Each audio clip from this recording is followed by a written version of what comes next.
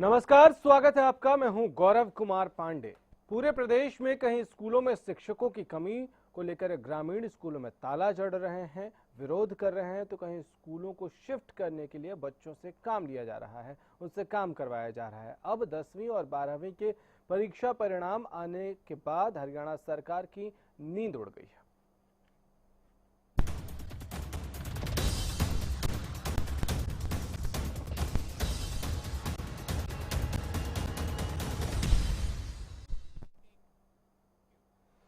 एक बार फिर से हाल वही है, सवाल वही है कि आखिर शिक्षा विभाग के बड़े बड़े अधिकारी, आला अफसरान इतनी मोटी सैलरी लेते हैं और काम क्या करते हैं?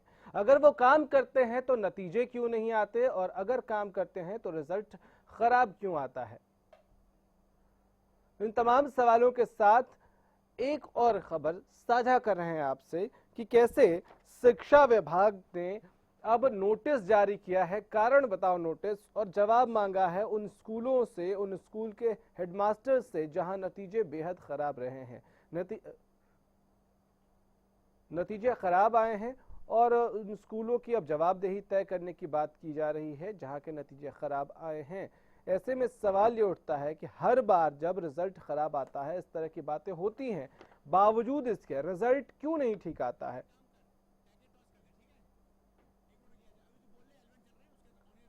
तो खराब रिजल्ट वाले स्कूलों पर गाज गिरेगी, ये भी खबर है। लेकिन इन सब के बीच उन बच्चों की क्या गलती जो सरकारी स्कूलों में चले जाते हैं और वहां उनको पढ़ाई शायद ऐसी नहीं मिलती जिसके जरिए वो पास भी करने लायक मार्क्स ला सके। आपको बता दें कि 50.49% रिजल्ट रहा 10वीं का और 65.67% 12वीं का। किसी भी प्रदेश के लिए ये बेहद शर्मनाक आंकड़े हैं। कई स्कूलों के तो खाते तक नहीं खुले, ऐसे भी स्कूल हैं। इन सब के बीच पीके दास साहब कह रहे हैं कि स्कूलों को नोटिस जारी किया गया है, उनके जो हेड्स हैं, चाहे वो हेडमास्टर हो या किसी और की जिम्मेदारी हो, इन सब से सवाल पूछा गया है। और इन सवालों के बीच अब बहुत बड़ा सवाल यह है कि इनको नोटिस तो जारी कर दिया गया है, इनके खिलाफ कार्रवाई क्या होगी? ये रिपोर्ट देखिए, फिर चर्चा का आगाज करेंगे।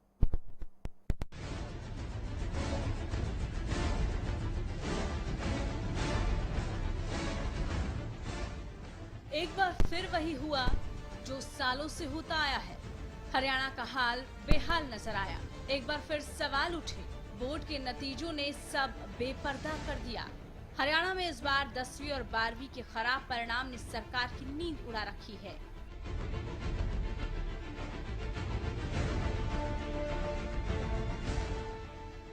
इस बार 10वीं और 12वीं के परीक्षा परिणाम काफी खराब रहे।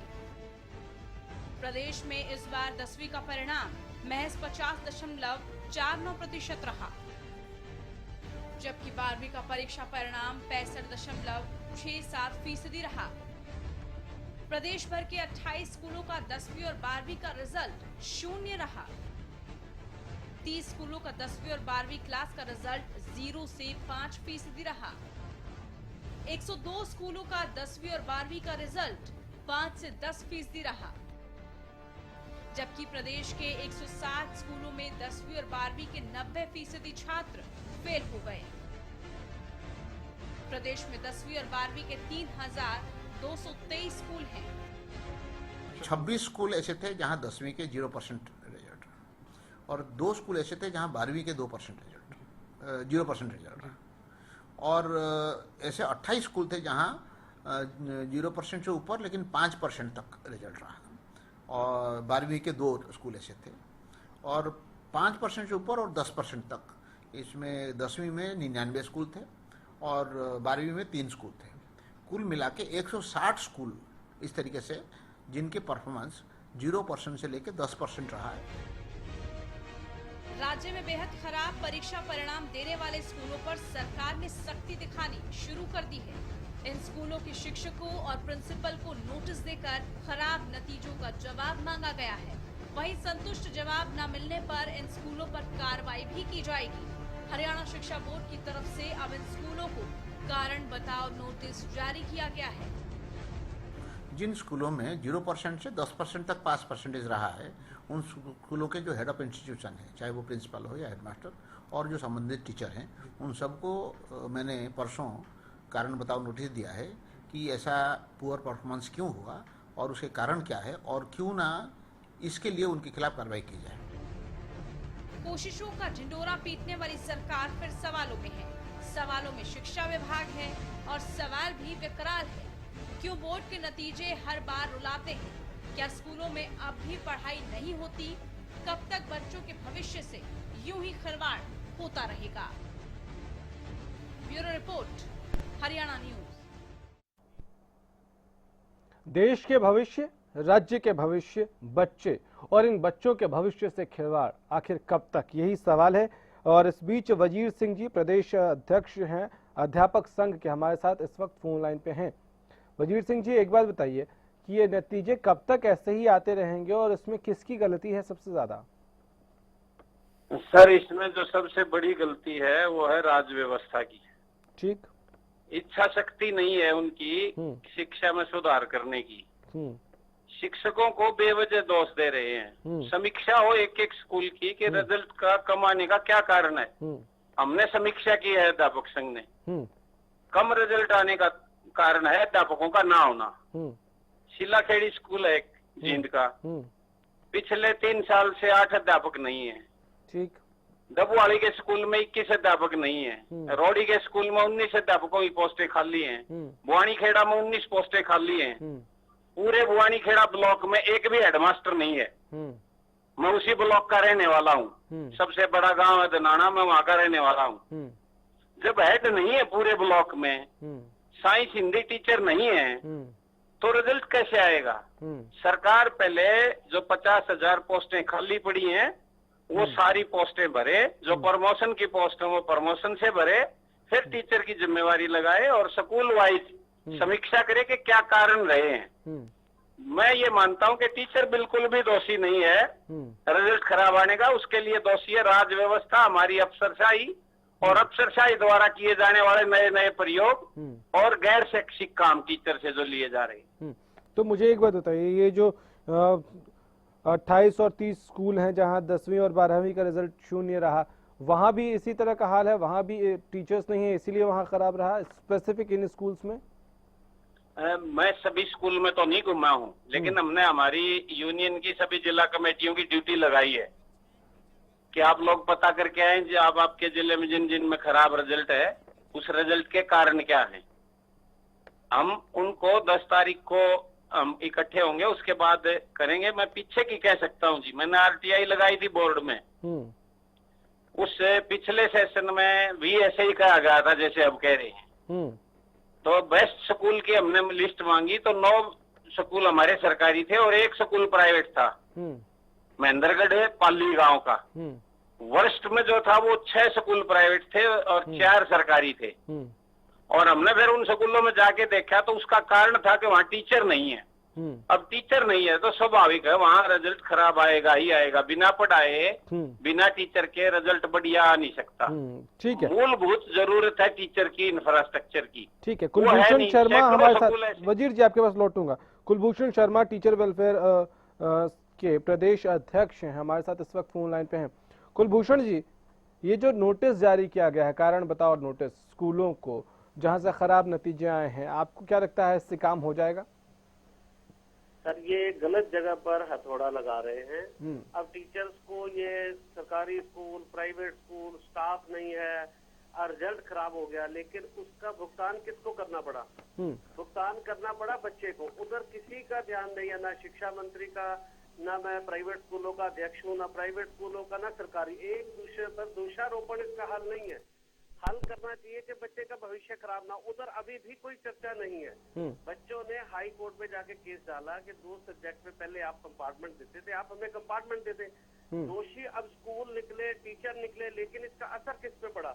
असर पड़ा बच्चों पे। बच्चे ड्रॉप आउट हो रहे हैं, ओपन में जा रहे हैं, उनके भविष्य के साथ खिलवाड़ हो रहा। उसका कोई मंथन चिंतन, उसका कोई फैसला नहीं किया जा रहा।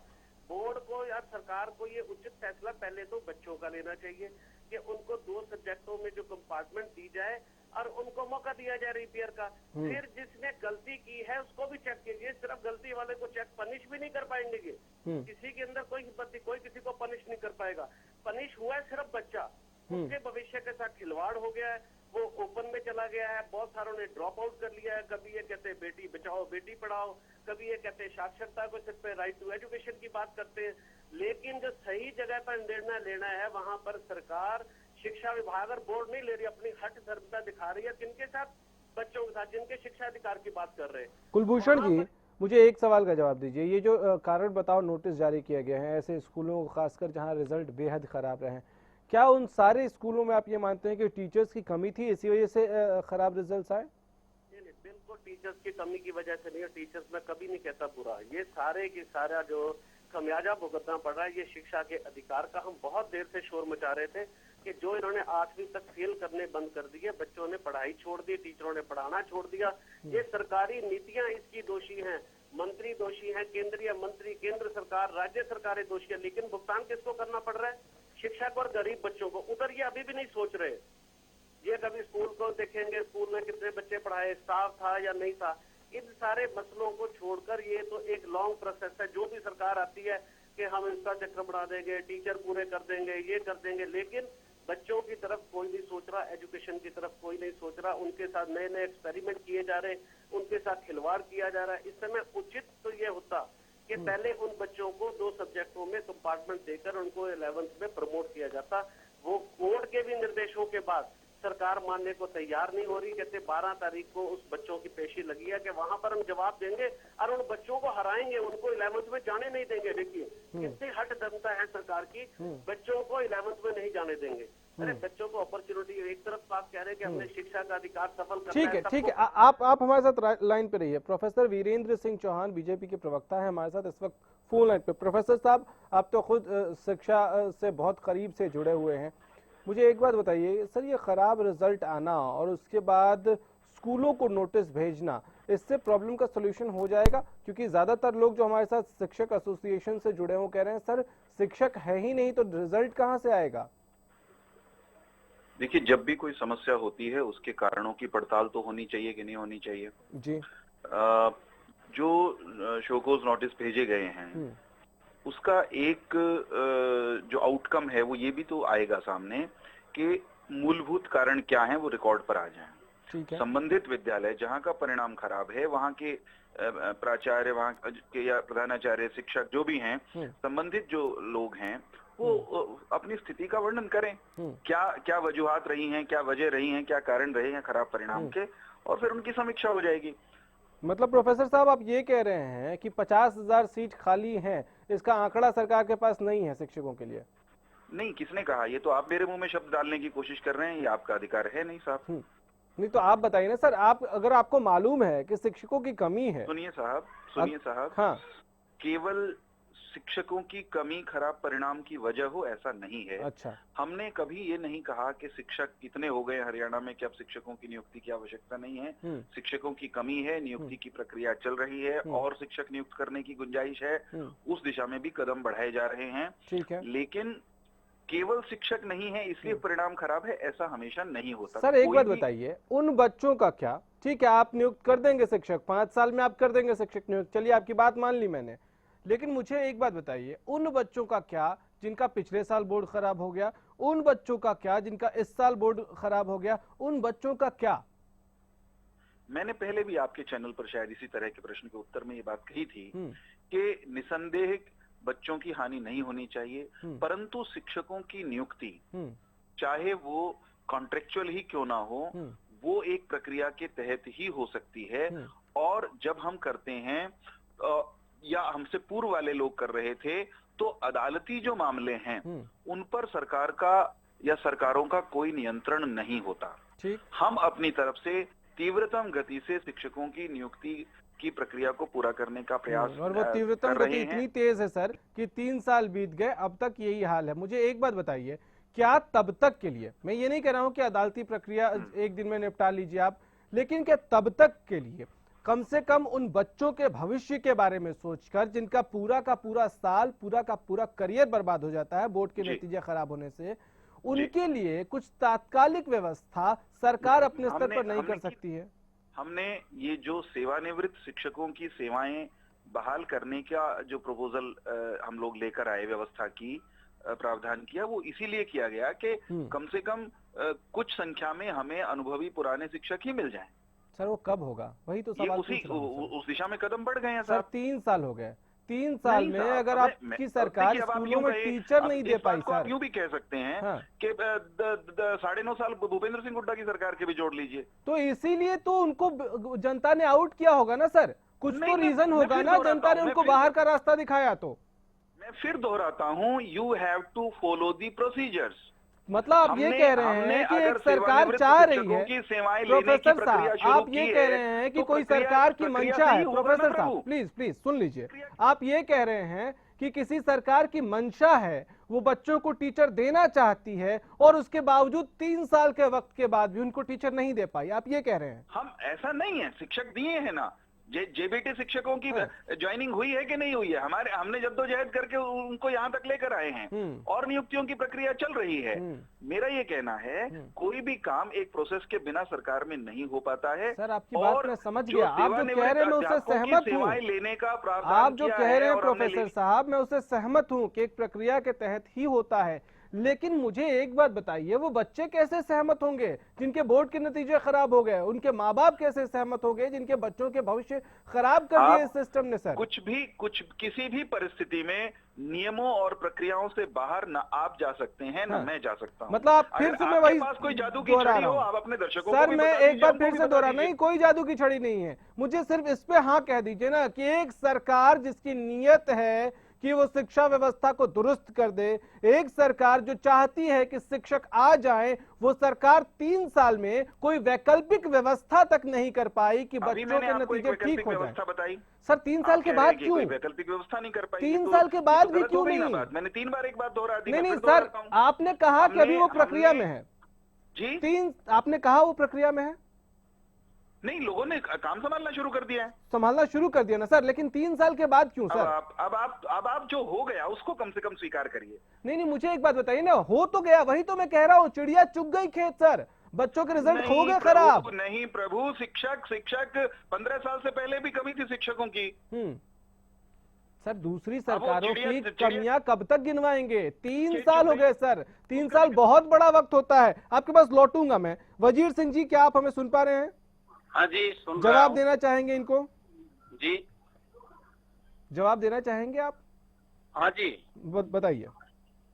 ऐसा है जी, एक तो स्वीकार करना चाहिए वीरेंद्र जी को कि टीचर की कमी है, केवल हरियाणा में नहीं पूरे देश में है, और इस स्वीकृति में कोई दिक्कत नहीं होनी चाहिए। ये ग्राउंड रियलिटी है कि टीचर की पूरे देश में जबरदस्त कमी है। ठीक। दूसरा ये भी मानना चाहिए कि अध्यापन का काम शिक्षा से जुड़े हुए हैं वीरेंद्र जी, तो बिना शिक्षक के हो ही नहीं सकता। नहीं सर, इधर उधर मत घुमाएं, मैं बहुत स्पष्ट पूछ रहा हूँ, आपसे भी पूछ रहा हूँ। 3 साल में एक सरकार चाहे, उसकी नीयत हो, तो क्या शिक्षकों की कमी कम से कम वैकल्पिक व्यवस्था करके कि उस साल बोर्ड के नतीजे खराब नहीं हो, क्या ये किया जा सकता है या नहीं? किया जा सकता है, बिल्कुल। टीचर की भर्ती में कोई ज्यादा दिक्कत नहीं है, 2-3 महीने में अगर इच्छा शक्ति हो तो किया जा सकता है, बिल्कुल मेरिट के आधार पर। आजकल तो कंप्यूटर का युग है, आप इंटरव्यू लीजिए, मेरिट डालिए, कंप्यूटर को कमांड दीजिए, वो बना देगा मेरिट। इच्छा शक्ति हो तो लोगों को मेरिट के आधार पर आप दे सकते हैं। और भी रिजल्ट निकले हैं, HCS का रिजल्ट निकला है, दूसरे रिजल्ट निकल रहे हैं इंटरव्यू के बाद, और वहाँ दूसरे महकमों में कुछ ज्वाइनिंग थोड़ी बहुत हुई भी है। कुलभूषण जी आवाज मिल रही है आपको? हाँ जी, बिल्कुल आ रही है आवाज। चलिए आप भी अपना पॉइंट रखिए, फिर जाएंगे प्रोफेसर साहब के पास। हाँ, ये मेरा ये कहना है कि प्रोफेसर साहब कह रहे हैं कि हमारे पास जादू की छड़ी नहीं है, वजीर जी कह रहे हैं टीचरों की कमी है, इच्छा शक्ति चाहिए। अब जो सरकार आती है हमें तो समझ नहीं आ रही, बहुत सी सरकारें आई गई, सब जादू की छड़ी या इच्छा शक्ति की बात कर रहे हैं, तो कब आएगी वो इच्छा शक्ति वाली सरकार या जिसके पास जादू की छड़ी होगी? और तब तक ये बच्चे क्यों पिसेंगे? अगर इनके पास जादू की छड़ी नहीं है, इच्छा शक्ति नहीं है, टीचर्स नहीं है, तो कम से कम उस बच्चे का नुकसान तो ना कीजिए। आपके पास इतनी पावर तो है कि उस बच्चे का नुकसान ना करें। आप उनको 2 सब्जेक्टों में कंपार्टमेंट तो दे दीजिए, उसको आगे तो बढ़ने दीजिए। आपने अपनी ताकत, अपनी जादू की छड़ी उस पे क्यों चलिए, आप एक चलाती है? स्पेसिफिक सवाल पूछ रहे हैं, उसका जवाब ले लेते हैं। प्रोफेसर साहब, बाकी बातें ठीक है, एक स्पेसिफिक सवाल का जवाब जो ये कुलभूषण जी उठा रहे हैं कि अगर नतीजे खराब आए हैं और बच्चे चाहते हैं कि पहले जैसे उनको कंपार्ट मिलता था, उनको 2 सब्जेक्ट में कंपार्ट देने का मौका मिले ताकि वो आगे बढ़ सके, क्योंकि सिस्टम का दोष है, सिस्टम ने के बहुत सारे रीजन है, एक तो टीचर की कमी बहुत बड़ा रीजन है, तो कम से कम बच्चों को ये दूसरा मौका क्या नहीं दिया जा सकता है?